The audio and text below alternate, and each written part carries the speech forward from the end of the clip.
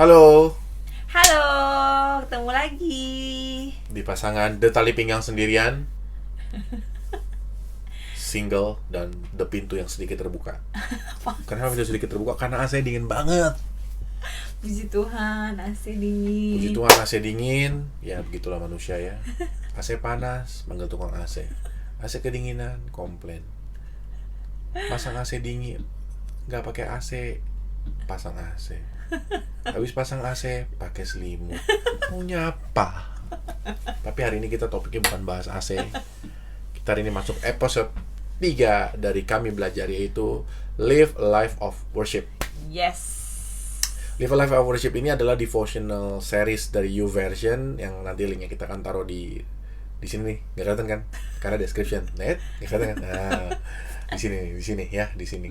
Ini lagi nunjuk ya, ini lagi nunjuk di sini ya. Oke. Dia what is worship gitu. Cuma nanti kita akan sampein dalam perspektif kita berumah tangga gitu loh. Nah, dia pakai ayat di sebagai dasar dari firman Tuhan, bukan yang ingin saya sampaikan, yang kami pelajari, saudara-saudara ya. Matius 22:37, jawab Yesus kepadanya, kasihilah Tuhan Allahmu dengan segenap hatimu dan dengan segenap jiwamu dan dengan segenap akal budimu. Itulah hukum yang terutama dan yang pertama. Yes. Amin. Jadi ada 3 kali segenap. Oke, ada 3 kali segenap. 1, 2, 3 ya, ada 3 kali segenap. Segenap hatimu, segenap jiwamu, dan segenap akal budimu. Ya. Nah, ayat ini akan ayat ini menjelaskan, menerangkan kepada kita. Jadi kayak waktu kita mengasihi Tuhan, itu tuh itu harus melibatkan 3 perspektif yang utuh. Ya, istri saya lagi benerin iPad. Gak apa, lanjut aja. Aku juga nggak ngerti dia kenapa benerin iPad. Jadi balik lagi ke topiknya. Biar agak tengah. Ya, biar agak tengah. Ini ada mic. Jadi balik lagi. Jadi waktu kita mengasihi Tuhan, ada 3 persegenap yang diperlukan. Harus segenap hati, segenap jiwa, dan segenap budi. Berarti itu melibatkan seluruh aspek kehidupan kita. Yes, benar sekali. Jadi Setuju. kehidupan kita tuh nggak ada yang bisa keluar dari pakem worship. It's Yes. either you worship God or you don't worship God. Nah, banyak orang, dan kita juga udah sama-sama tahu, banyak orang secara nggak sadar punya impresi mengenai worship itu adalah nyembah Tuhan dengan lagu. Ya. It's just an expression, it's not worship, it's an expression. Yes. Nah, gaya orang menyembah tuh beda-beda, dipengaruhi oleh latar belakangnya, karakternya dia, pembawaannya dia. Contoh, ada orang yang melankolis banget, ya kan, dilihatin 5 menit nangis gitu kan. Nah, orang kayak gini kalau lagi worship cepet nanti nangisnya. Tapi ada orang yang sehari-harinya bekerja punya profesi sebagai atlet lompat jauh. Orang kayak gini kalau lagi praise, lagi nyanyi lagu semangat, kaulah kuatku, nanti loncatnya 4 meter, 5 meter. Itu bukan karena dia kepenuhan Roh Kudus yang gimana, bukan. Tapi karena memang latar belakangnya dia adalah atlet lompat jauh gitu loh. Gitu. Nah, jadi nggak ada hubungan, itu nggak mendefinisikan gitu loh. Yang nyanyi atau enggak, itu ekspresi, tapi itu bukan definisi sejati. Di devotion ini diajarin bahwa kita mengasihi Tuhan, we worship God gitu loh, dengan seluruh the whole aspects, the whole the whole fragments of our life. Jadi seluruh aspek, seluruh fragmen kehidupan kita tuh worship. Gitu loh, bukan cuman nyanyi, bukan cuman nyembah, bukan cuman nangis atau enggak atau enggak apalah pokoknya yang biasa manifestasinya gitu, tapi lebih daripada itu gitu loh. Nah, dalam konteks worship, dalam konteks berumah tangga, itu tuh kayak gimana, Beb? Ya, intinya apapun yang kita lakukan dalam rumah tangga kita itu adalah bentuk penyembahan kita sama Tuhan. Kita kan diberkati ya. Kita waktu menikah kan kita diberkati gitu loh. Nah, artinya kehidupan rumah tangga kita pun harus mencerminkan sikap bahwa kita tahu Tuhan yang dari awal sudah mempersatukan kita, dan Tuhan yang selalu menyertai kita gitu loh. Nah, jadi apapun yang kita lakukan itu harus merupakan ekspresi atau bentuk dari penyembahan kita sama Tuhan gitu loh. Nah, benar kata Gideon, bukan cuma nyanyi, bukan cuma kita nangis atau apapun itu, bukan cuma itu, tapi lebih ke dalam konteks rumah tangga. Misalnya contoh, saya sebagai seorang istri, saya punya tugas misalnya di rumah untuk bersih-bersih rumah, misalnya nyuci piring, nyapu, ngepel, misalnya gitu, masak, misalnya saya punya tugas itu.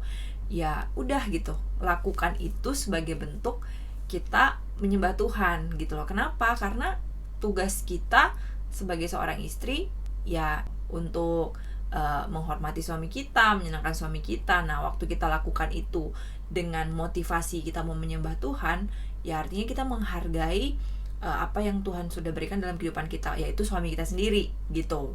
Nah, contoh lain misalnya pasangan suami istri lagi berantem gitu ya, mungkin ada salah satu yang kesal gitu atau dua-duanya kesal gitu, tapi salah satu pribadi atau dua-duanya harus memilih sikap untuk mengejar perdamaian di antara kita sebagai suami istri gitu. Nah, waktu kita merendahkan diri kita, merendahkan hati kita, itu bentuk penyembahan kita sama Tuhan sebenarnya. Gitu kira-kira contohnya. Jadi nggak ada segmen, nggak ada hal di rumah tangga yang nggak bisa dibilang itu bukan worship. Yes. Nah, kita tuh perlu untuk punya devotion setiap hari. Benar. Kita perlu punya Bible reading. Benar. Kita perlu devote ourselves to the word of God. Nah, maksudnya gini loh, itu bukannya jadi kewajiban yang kayak jadi hukum Taurat, oh harus lakukan itu setiap hari, bukan. Terus kalau kita nggak ngelakuin ini, jadi kayaknya hari ini ada yang kurang nih, belum baca Alkitab nih, ntar kita siang kesamber geledek gitu. Atau enggak, ntar kalau siang ada hal-hal kita yang ada yang sia-sia karena kita bukan worship. Jadi kayak Tuhan kita kayak Tuhan yang haus penyembahan gitu, bukan. Tuhan kita nggak haus, Tuhan kita bukan Tuhan yang haus penyembahan. Justru Tuhan kita adalah Tuhan yang cari true worshipper. Nah, true worshipper itu adalah orang yang menggunakan seluruh segmen hidupnya, seluruh aspek dari hidupnya sebagai instrumen untuk dia menyembah Tuhan. Seperti yang tadi istri saya bilang, misalnya istri saya masakannya nggak enak misalnya, saya berjuang pada akhirnya sampai kudapati bahwa aku setia, saya makan sampai selesai. Ya, misalnya saya tetap makan itu, is an act of worship. Yes, gitu. Thank you honey. Atau misalnya ternyata gaji saya kurang, istri saya terima segitu gitu, bukan lu bawa duit cuman segini gitu. Itu is an act of worship. Enggak, kalau dia komplain kayak gitu, lu bawa duit segini, nah itu bukan act of worship.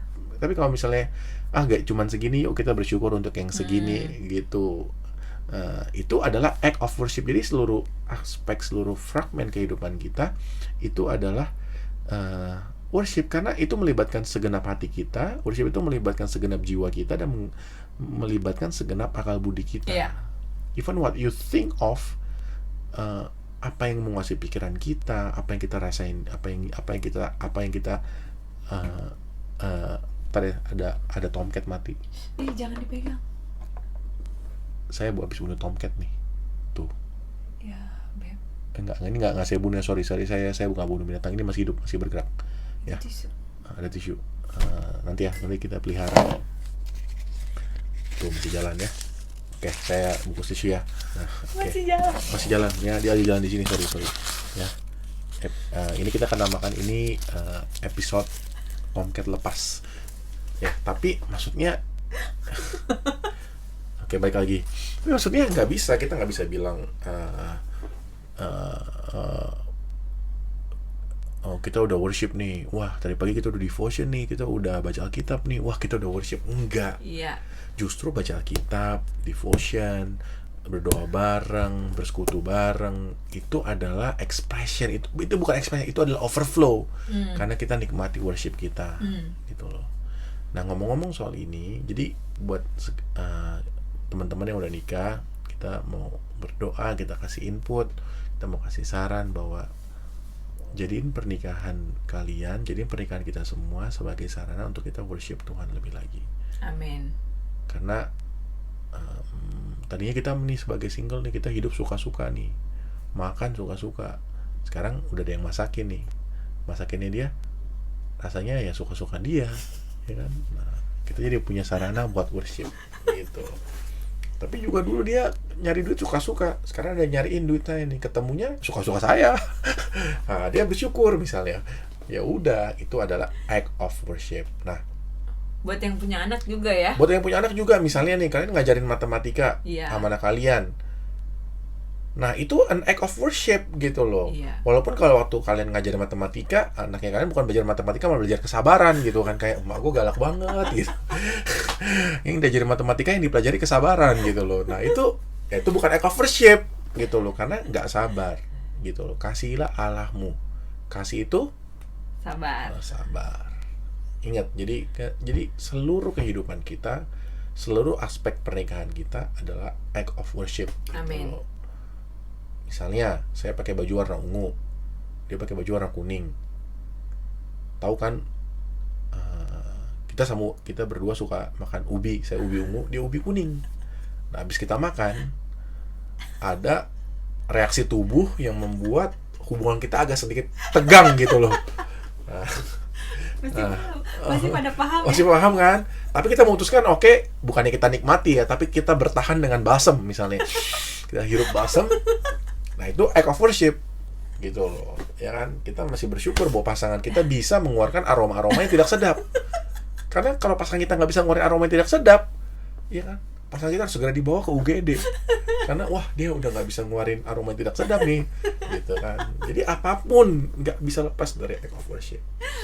Nah, untuk itu kita mau ngasih saran ke teman-teman yang masih single, pakai kehidupan single kalian, worship Tuhan juga di segala aspek. Karena Amin. ketika kalian bukan seorang worshiper, waktu kalian nikah dan pasangan kalian seorang worshiper, itu akan jadi isu besar. Ya. Sebaliknya, kalau kalian seorang worshiper, kalian ketemu dengan pasangannya juga seorang worshiper, yang kita maksud dengan worshiper adalah orang yang terbiasa menggunakan seluruh aspek Ya. hidupnya untuk menyembah Tuhan, itu pernikahan akan sangat kalian nikmati karena ada dua worshiper digabung jadi satu. Powerful banget. Powerful, ya kan? Powerful. Mhm. Jadi powerful itu artinya apa? Full of power. Oke. Ibaratnya tuh power bank penuh dicolok ke charger. Jadi full of power gitu loh. Ya, jadi benar-benar powerful gitu loh. Jadi itu benar-benar super power.